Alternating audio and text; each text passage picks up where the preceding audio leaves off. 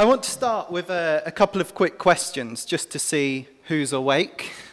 And the first question's a very simple one.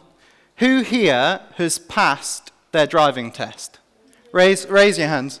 Excellent, because it's beginning to get a bit cold, a bit wet, and I like to know who I can call on for a lift. But the follow-up to that is, why do we need a license to drive? Why do we need a license to drive? It's not a trick question. Feel free to shout out at me. What was that, sorry? Beats you entirely. Well, Caris, I know, knows the answer because she's heard this before twice. So, Caris, what's the answer I'm looking for? It would be dangerous. Yeah, it's because driving is dangerous, right? We acknowledge as a society, as a community, that driving as an activity can go very wrong. And so anyone who gets behind the wheel needs to be accountable, responsible, competent. How we're doing on that, I don't know. But also aware of the danger and the responsibility that they're taking on. Driving in and of itself isn't bad, but it is an activity that poses great risk. And you'll be pleased to hear that this morning, we're not going to be listening to the 2022 update to the UK Highway Code for half an hour. But what I want to talk about is the tongue. You might have picked it up from the reading we just had. And the reason I want to talk about it is because just like driving, we each have a responsibility whenever we use it. We each need to be aware, accountable, and competent whenever we use our tongue. And yet, I think in society today, if we look around, the misuse of the tongue, or perhaps in today's mobile phone social media age, where so often we speak with our thumbs instead of our lips, it would be easier to say misuse of our words. If we look around us today in the world, the misuse of words has become rampant. Rampant, it's everywhere. We have people sending vile abuse, threats, to those they've never met, for causing offences as severe as missing a goal in a match of football, or just happening to be a woman. We have websites, group chats, magazines dedicated to spreading rumour and gossip without a thought of the harm it could cause or the real people's lives that we're talking about. Even the idea of the truth is coming under attack more and more. From the very highest levels of our society to our workplaces, our homes, our schools, it's apparently now accepted that everyone lies, that lying is a part of life, that lying is something we should accept. We even have the concept now of the white lie. This strange idea that sometimes it's better to deceive someone than to tell them a difficult truth.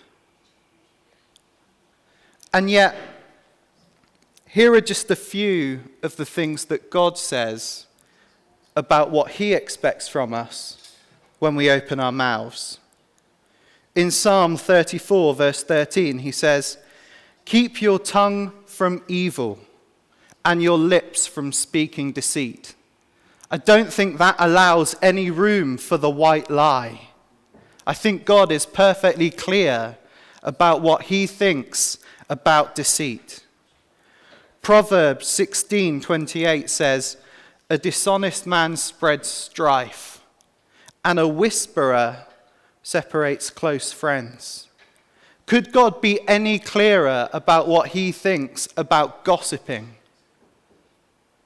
Ephesians 4:29 says, "Let no corrupting talk come out of your mouths, but only such as is good for building up, as fits the occasion, that it may give grace to those who hear it."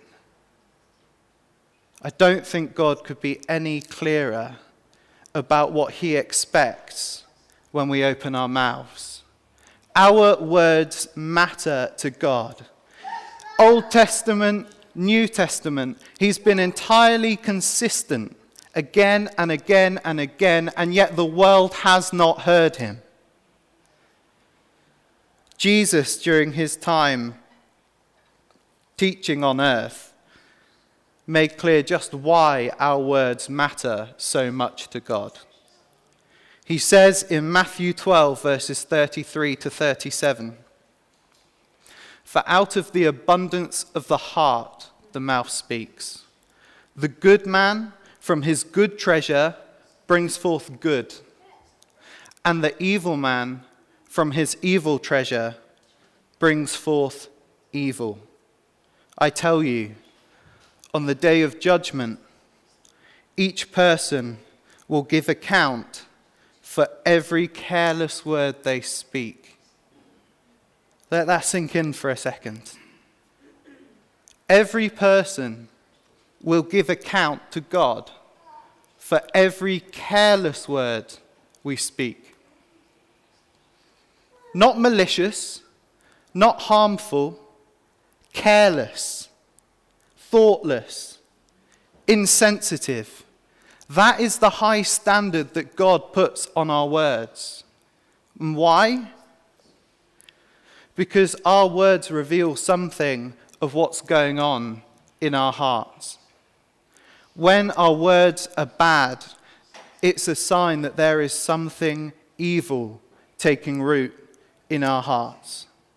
And notice that Jesus doesn't say, "The okay man from his okay treasure sometimes brings forth good and sometimes brings forth bad, and on the whole we call that a balance and it's all right."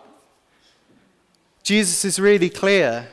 You're either speaking good or you're speaking evil.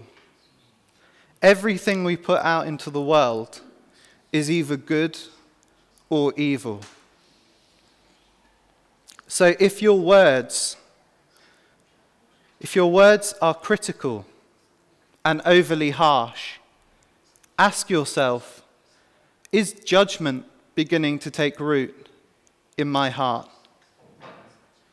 If your words are mean, are cruel, ask yourself, is there resentment towards this person or this situation taking root in my heart?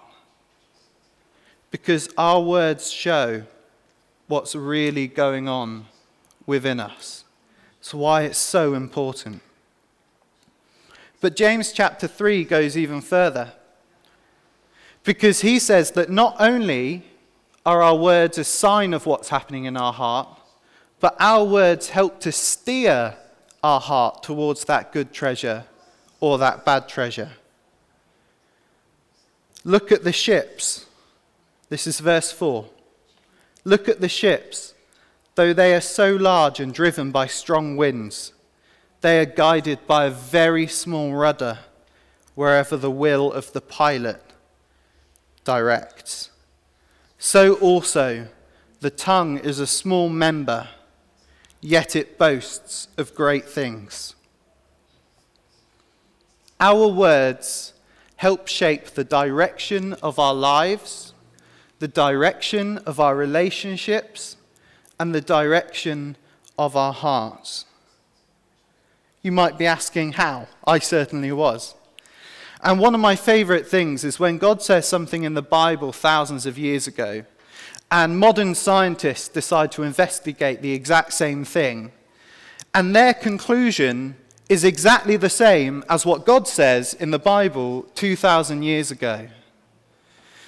In the last 50 years, there's been a lot of research done into something called the reiteration effect. On a very basic level, what this means is the more you hear something, The more you hear something and the more you say something, the more you believe it to be true. The more you say it, the more you hear it, the more you believe it to be true. Isn't that exactly what James is saying when he talks about the tongue being a rudder that steers our ship?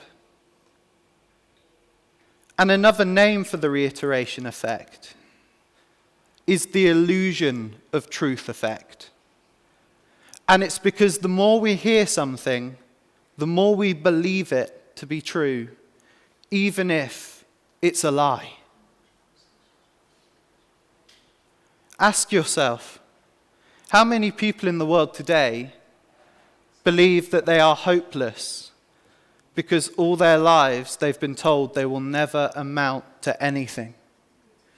How many people in the world today believe that no one, not even God, could love them because they've been told all their lives again and again and again that they are bad, that they are unwanted? It's true, isn't it? The more we hear something, the more we take it in, and the world is so full of lies that seek to penetrate our hearts. And notice that James is saying this to Christians. This book is written to people who already believe in Jesus. So these lies penetrating our hearts is a risk, even for those of us who already know God. How many sins, how many acts of wrongdoing start by saying something? It might be to yourself, it might be to someone else. But how often do our words steer us into taking the wrong action? How often do we say to ourselves, well, I don't think God really minds if I do that. Or perhaps we say to ourselves, I'm sure that just once couldn't possibly hurt. Or perhaps we even just say to ourselves, I know best. I can do whatever I want. If we're not careful, we can so quickly fall into a trap where the more we hear something, the more we believe it to be true. And the more we believe it to be true, the more we act upon it. And the more we ourselves begin to say it. And then not only are we hearing it more and believing it more and acting upon it more, but the people around us are also hearing it more and believing it more and acting upon it more. If our tongues are not speaking the good truth of God, then we are helping to steer people towards the wrong things, towards that evil treasure that Jesus talked about.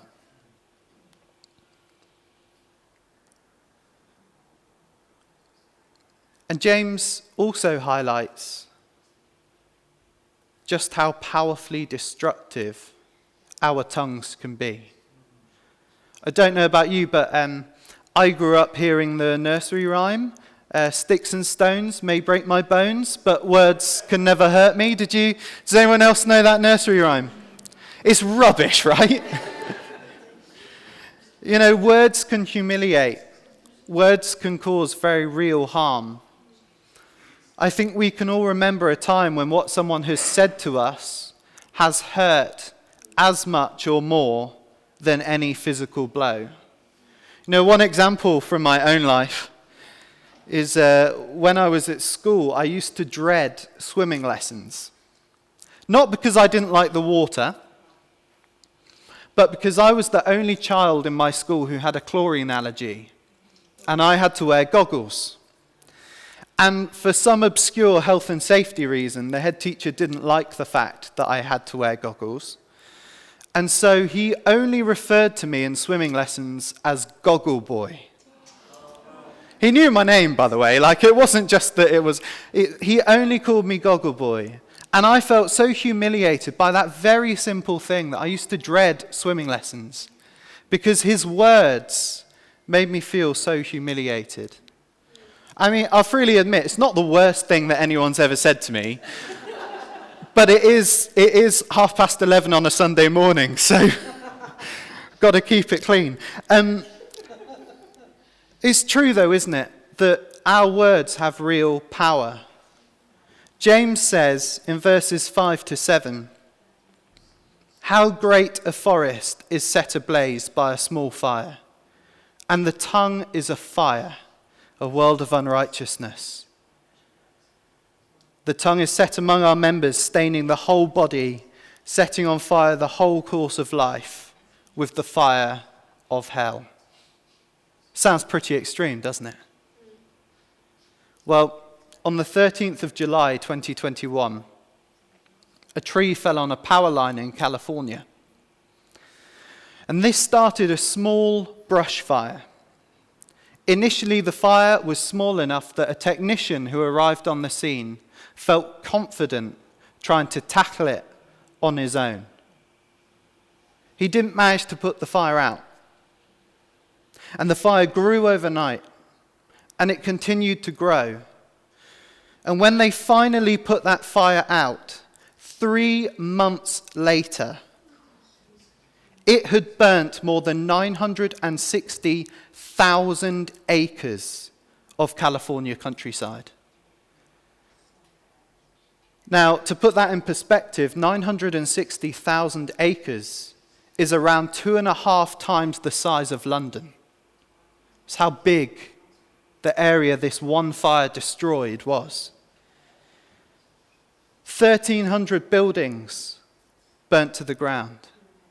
26,000 people had to leave their homes. And by the time they finally put the fire out, one fire had caused over $1 billion of damage. So when James says that our tongues are a fire, he's not mincing his words. If we don't control what we say, then the misuse of words will sweep through our community. It will burn down our relationships. And what's more, it will undermine the work we're trying to do for God. Make no mistake. Here's just a few very basic examples.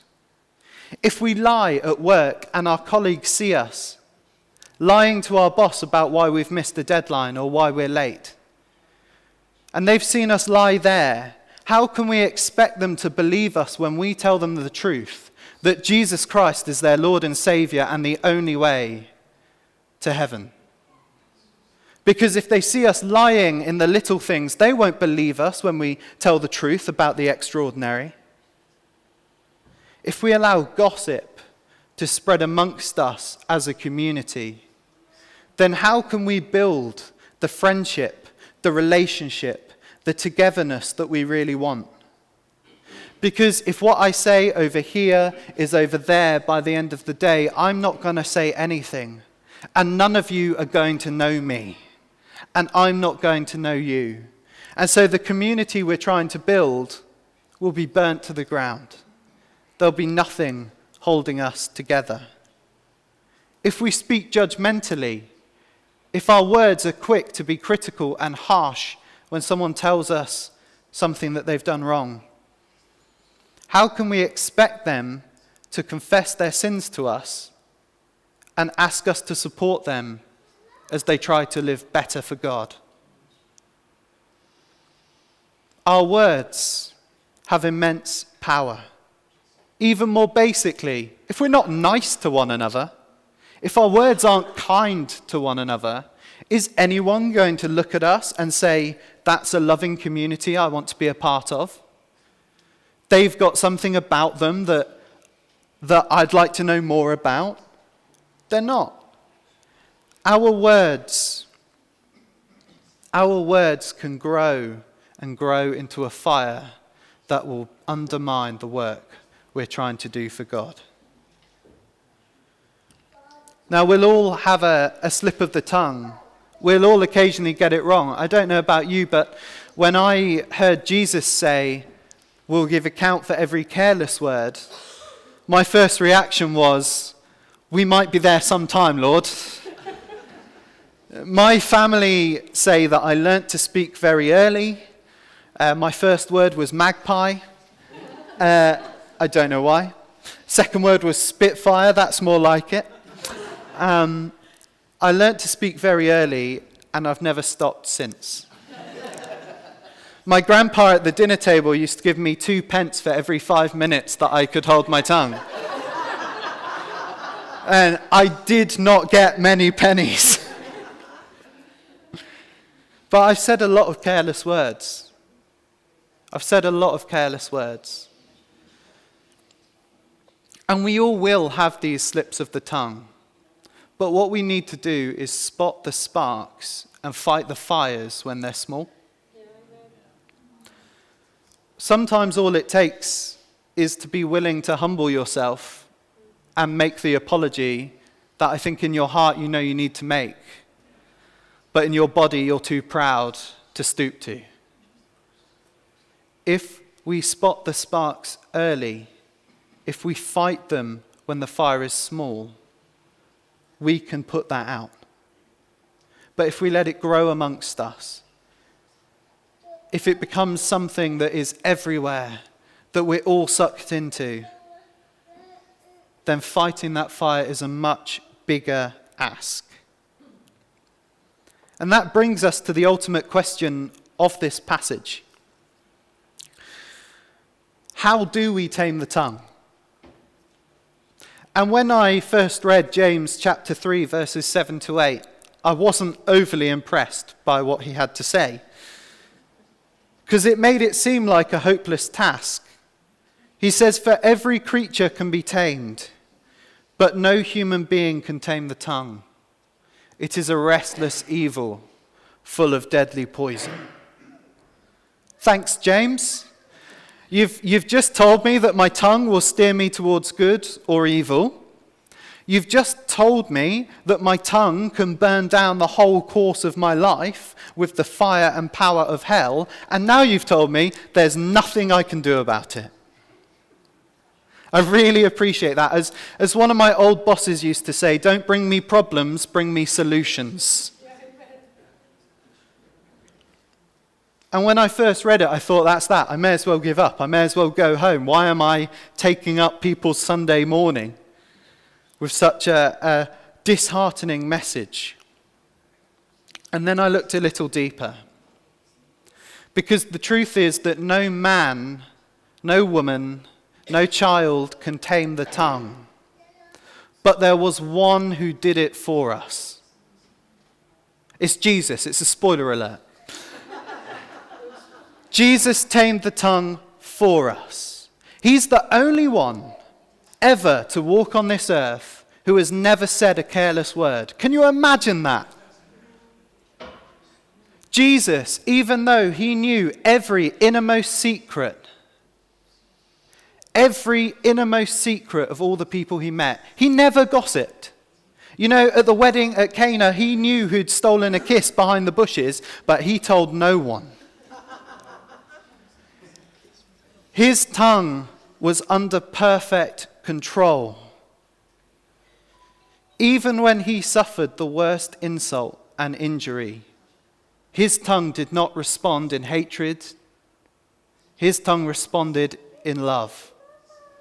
On the cross, as he hung there, as soldiers gambled for his only earthly possessions, his words were, "Father, forgive them, for they know not what they do."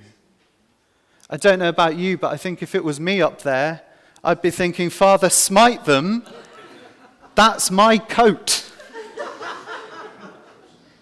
It's amazing. When you think of it that way, it blows my mind. That's how incredible Jesus was. And because he did that, because he kept perfect control of his tongue, all the poison that our own tongues pour out has been applied unto him, so that we can receive his perfection. We can receive his perfection. And so James is right. The first step to taming our tongue is to acknowledge that we can't do it and to ask for the help of the only one who can. If you know that your heart is struggling, if you know that certain wrong things are seeping in a little bit, then you can go to the one whose heart is pure and say, Jesus, let me speak from your heart because I know mine will let me down. If your tongue is wild, if you know that it's quick to lash out, quick to anger, you can go to Jesus and say, your tongue always spoke life. Let me speak with your tongue and let my own go. That is the power of Jesus. And if you're here today and you don't know him, and you're thinking, like I did, I've said a lot of careless words, or you've started fires that seem to have burnt down your relationships and you don't know where to go, you don't know how to escape, you don't know how to put them out, then that offer of Jesus is there for you today as well. If you've had lies spoken over you all your life, if you know that the ship of your life has been steered off course, then that offer of Jesus is there for you. And the wind of his truth will so quickly bring you back. So quickly bring you back. And if you'd like to know more about that, then please come and speak to me or speak to Nick, who's been at the front throughout the service at the end. And we'd love to tell you more about the amazing truth of Jesus and how you can know that freedom for yourself. So we recognize that our tongues matter, that we have a responsibility to use them well. And the first way we can do that is by asking for help from the God who is the only one whose tongue was always under control. But there's something else that I'd really like to encourage us to do more and more as a community. And that's to speak blessing over one another. It's like James says in verses 10 to 12, from the same mouth comes blessing and cursing. My brothers, these ought not to be so. Does a spring pour forth from the same opening, fresh and salt water? Every time you or I open our mouths, we're either pouring out fresh, life-giving water and truth of God, or salt water that will dehydrate, that will drain life from the people around us. And so we can take a moment and say to ourselves, whenever we're thinking of speaking, is what I have to say life-giving in this moment? To go back to that verse from Ephesians, is what I have to say going to bring grace and lift up the person who hears it? My mum used to say to me when I was a kid, if you haven't got anything kind to say, it's better to say nothing at all. It's better to say nothing at all. So when you're thinking of saying something to someone, just stop for a few seconds and ask yourself, is what I have to say to them a blessing? Or is it, as James says, a curse? Because again, there is no either or. It's either going to give life or it's going to take life. And as Jesus said, each of us has a responsibility to give life, to give blessing, like Peter did earlier, to speak blessing over one another. Now, I'm sure there are people for you, like there are for me, that you struggle to bless because you find them a bit difficult. But here's the great thing about blessing. It's not about what saying you think about. It's not about saying what you think about a person. It's about saying what God thinks about a person.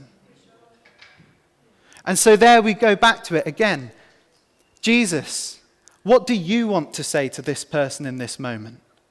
because my heart might let me down. If you're about to go into a meeting with someone who really winds you up, Jesus, how can I hold my tongue and speak blessing right now? It's something we're all going to have to work on. It's like driving. You don't suddenly pass your test and stop getting better. You don't suddenly pass your test and not have to think about it anymore, not have to care about it anymore. Your words matter. You have a responsibility to use them well. And through the help of Jesus, and by consciously trying to bring blessing, you can.